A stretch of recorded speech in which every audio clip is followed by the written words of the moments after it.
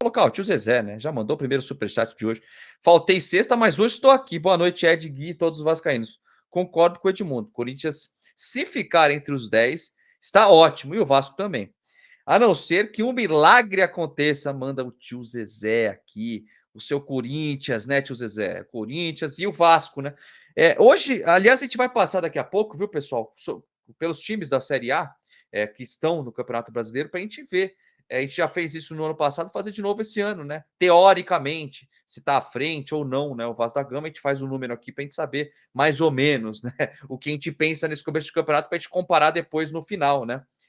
Hoje, já que o tio Zezé mandou essa, você acha que estão no mesmo patamar Vasco e Corinthians, Edmundo, esportivamente falando? Esportivamente, sim, porque o Corinthians ainda não conseguiu montar uma equipe. Acho que o Vasco estaria até na frente. E independente do tamanho do clube, só estou falando em termos de formação de time. Né? Hoje, independente se os jogadores são qualificados ou não, o Ramon Dias tem um time montado, tem um time base, coisa que o Corinthians ainda não tem. O Corinthians está tentando lá, contrata um, contrata outro, tem dificuldade financeira para pagar um, para pagar outro, tem transfer ban, enfim. Tem os problemas financeiros deles lá, mas pelo menos eles estão tentando, no mercado, uma possibilidade de contratar bons jogadores.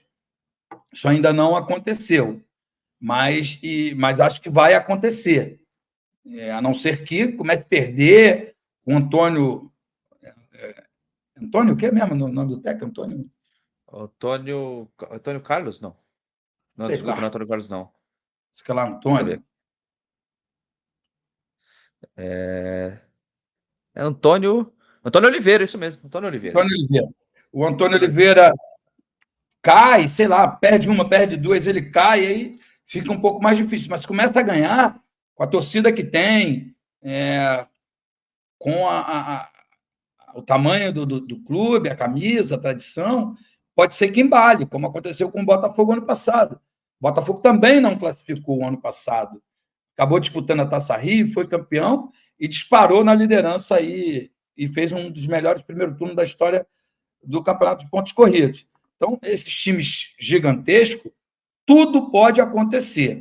E tudo que a gente falar aqui, o que eu falar aqui, é só uma visão do que eu penso hoje. Né?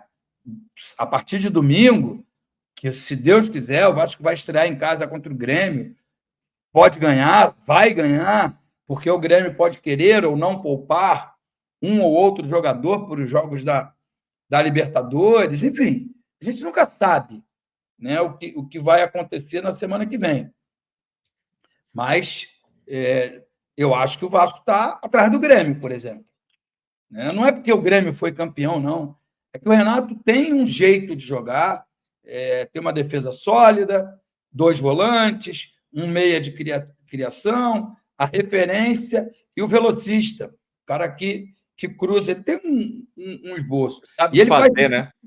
Ele faz sucesso desde 2017, quando foi campeão da Copa do Brasil e da Libertadores com o próprio Grêmio, num modelo que ele não muda. Claro, um se destaca, é vendido, o outro vai bem, vai para outro lugar, mas o Grêmio está sempre no mercado trazendo jogadores de nomes, de nome, de experiência, de gabarito, e vai sempre formando um time forte e competitivo. Não só para a disputa do campeonato estadual, mas o ano passado foi vice-campeão brasileiro. Edmundo tinha o Soares. Mas por que o Vasco não foi atrás de contratar o Soares? É disso que eu falo, né? Que o Vasco não tem projeto esportivo, então ele não vai em cima das oportunidades que o mercado tem. Não interessa se ele tem 30 e poucos anos, se ele ganha um salário só que vendeu de camisa, né? Mas só que vendeu de camisa, de ingresso, e a colocação, né? Segunda colocação no Campeonato Brasileiro, a participação na Libertadores desse ano, só essas coisas aí já valem o investimento. Aí apareceu uma oportunidade para ele jogar em Miami, ao lado do Messi, que é um dos seus melhores amigos, e ele acabou saindo. Mas não foi excelente a passagem dele pela equipe do Grêmio? Claro que foi, né? E agora está lá. Um outro jogador, não estou comparando, não, acho que o Soares é muito melhor do que o Diego, né? Diego Costa. Diego Costa. Diego Costa, eu acho que mas é muito perfil. Um jogador que brilhou na Europa, jogou no futebol espanhol, jogou na o Renato joga, né? É impressionante como o Renato sabe distrair, né? É porque ele é presença diária. Esse jogador também esteve livre no mercado. O ano passado não foi bem na equipe do Botafogo, mas também estava livre no mercado. Mas é uma gestão do Grêmio focada em conquistas, né? em projeto esportivo. Então, dane-se se o Diego Costa vai ganhar um salário alto. Mas se ele me trouxer retorno técnico, retorno esportivo, para mim está ótimo. Então, assim, é mais ou menos isso que falta ao Vasco, né? Sobra para alguns times, mas com certeza falta ao Vasco. E você falou até, você está falando do Soares, Edmundo. O Soares, quando chegou no Grêmio, tem uma matéria que fala que antes da apresentação do Soares foram vendidas 70 mil camisas, quase 70 mil camisas do Soares, antes dele jogar, estrear pelo Grêmio. Depois, então, que jogou bem, conseguiu, né? Teve uma relação muito bonita com a torcida do Grêmio, então aí estourou, né? Então, esse tipo de pensamento, acho que todo clube tem que ter. Não estou falando só do Vasco, não, tá? Todo clube associativo, SAF, etc., tem que ter essa visão de ídolos, né? Ídolos, jogadores muito bons, jogadores que estão na Europa, fazem sucesso, e mundiais, como é o Soares, né? O Grêmio foi visto pelo mundo inteiro por causa do Soares também, né? Ó, o tio Zezé mandando que o Vasco não tem dívida, a dívida que o Corinthians tem. Vai anos para pôr a casa em ordem, o tio Zezé fala. O Corinthians tá no buraco, hein, tio Zezé do céu, hein? Raoni Damasceno tá mandando boa noite, Ed, boa noite, Gui. Gostei do cenário do Gui hoje. Ô, Raoni, obrigado, cara. Tá um pouco improvisado aí, tô de mudança, né? Não vai ser esse cenário, vou montar um estúdio no meu novo apartamento, mas por enquanto ficarei aqui com vocês. Obrigado pela mensagem, pelo superchat também, viu? A Tayana Lima tá mandando, esse time do Vasco é de doer as vistas. Esse tempo todo treinando, um elenco ruim, um time sem direção que só quer contratar volantes. Vamos sofrer, tá mandando o Tiano Lima aqui. Caraca, bicho, foi pesado aqui, pesado. O Edmundo, antes da gente falar sobre passar pela tabela do Brasileirão, vou dar a informação do Vasco, né? Que provavelmente vai perder. Olha lá, o John até mandou aqui, ó. O Vasco não está conseguindo trazer o Modesto Martínez do América Mineiro. O que esperar dessa SAF, tá falando ele. O pessoal um pouco decepcionado, porque parece que o Fortaleza fez uma oferta melhor e o Vasco, para mudar de valor, Edmundo, é mais uma burocracia. Vai ter que, de novo, tem que aumentar 1 milhão. Até responder, o cara já foi para o Fortaleza. Eu acho muito provável que isso aconteça. E o Pedrosa até deu informação hoje lá no SBT, né, Edmundo, falando sobre o Vasco, que o que atrapalhou o Vasco, o que a diretoria entende ali, né, e ele também, é que foi o começo. A primeira janela foi o erro do Vasco. O negócio com o Alexandre Matos contratando jogadores às vezes que nem o Ramon pedia, etc.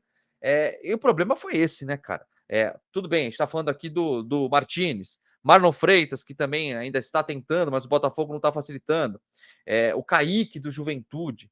Nomes modestos e com muita dificuldade. Mas para mim, eu concordo. Para mim, o erro, eu concordo com o Pedrosa. O erro foi na primeira janela, né, Edmundo? Não podia ter chegado a esse ponto, né? Bom, sabe por que eu estou rindo? Porque Por quê? porque eu quero ter o máximo de cuidado para não falar do clube que eu amo tanto e que eu tenho tanta gratidão e tudo. Mas eu sempre falo aqui que eu nunca falo mal de instituição, falo mal de pessoas, né? Embora eu não goste de falar mal de ninguém, porque eu não gosto que fale mal de mim. Mas, quando acabou o campeonato brasileiro do ano passado, que o Serginho fez o gol aos 38 minutos do segundo tempo, o dia seguinte começaram as especulações, né, da vinda do diretor de futebol. Quando foi anunciado a renovação de contrato do Ramon Dias, que eu concordo. Quando foi anunciado, e aí foi numa sequência, anunciada a contratação do Alexandre Matos, parecia que o Vasco tinha sido campeão da Libertadores. Parecia que era o Vasco que ia para Dubai, para o Emirados Árabes, disputar o Mundial contra o Manchester City. Parecia. A festa que o torcedor fez pela permanência na primeira divisão, pela renovação do Ramon Dias, eu digo isso aí numa sequência, e pela chegada do Alexandre Matos. Então, o torcedor do Vasco está tão magoado, tão machucado, tão maltratado, que qualquer coisa vira motivo de festa. E por que eu estou falando isso? Porque aquilo foi uma enganação para a gente. Foi esconder o que na sequência viria. O que viria na sequência? A venda do Marlon Gomes, a venda do Gabriel Peck e a vinda de ninguém. A vinda... Eu estou falando de dois jogadores de alto nível. Ou, pelo menos, perspectiva de serem ídolos, de serem jogadores da primeira prateleira. E acho que serão. No outro dia até vi o Gabriel Peck fazendo um belo gol aí pelo Los Angeles Galaxy, né? Time que ele joga lá nos Estados Unidos. E em breve a gente vai ver muito brilho ainda do Marlon Gomes. E aí, cara, a gente está pelo menos aí uns 4 meses, desde quando o Vasco se livrou do rebaixamento até hoje, com expectativas que nunca acontecem, porque a realidade ela é horrível. E aí agora você vem com notícias, né, de que o jogador prefere ir para o time, não vou citar o nome não, porque senão daqui a pouco ele fica chateado comigo. O jogador prefere ir para o time A, B, C ou D e pretere o Vasco. Ou os clubes preferem negociar com outros clubes, ou porque o Vasco demora a responder, foi no caso do Carlinhos, ou porque o Vasco não cobre a proposta de outros clubes que são menores, que têm menos dinheiro, mas pelo menos são mais organizados. Então, cara, o que eu vou dizer? O que eu vou dizer? Eu vou dizer aqui, vou enganar a galera que está aqui comigo. Hoje são 1.500 pessoas que estão aqui online. Vou enganar as pessoas? Não, galera, ó, fiquem tranquilo, o Vasco está voando, estou acompanhando os treinos e o Vasco vai chegar entre os primeiros 4 colocados. Daqui a pouco fico mal eu. Fico mal eu por uma ineficiência de uma SAF que enganou o torcedor do Vasco, que disse que nunca mais o Vasco teria um time inferior ao do Flamengo. E isso é a maior mentira que o torcedor do Vasco escutou nos últimos anos. Exatamente. E eu tenho uma coisa que eu acho importante também, que dizer aqui, né, gente? Porque muita gente fica falando, né? Poxa, mas com a associação, eu acho que assim, se tivesse na associação e vamos dizer, o Salgado no passado tivesse feito besteira, era pau no Salgado, tinha que falar, tem que cobrar. Se o Pedrinho for mal, tinha que ir em cima do Pedrinho. Não tem que, só porque antes era ruim, agora que mudou para SAF, tem que passar pano ou esperar, achar que é a melhor coisa do mundo. Não é assim, gente. Tem que cobrar da mesma forma. Não importa se é SAF, se é associação, gente. Tá vendo lá, o tio Zezé acabou de falar do Corinthians, por exemplo. Tem que cobrar lá, o Corinthians não tá mal pra caramba, tem que cobrar também, a torcida vai cobrar sendo SAF ou não, acho que é normal, independente de SAF, 777, qualquer outra coisa, só isso que eu acho que tem que deixar claro.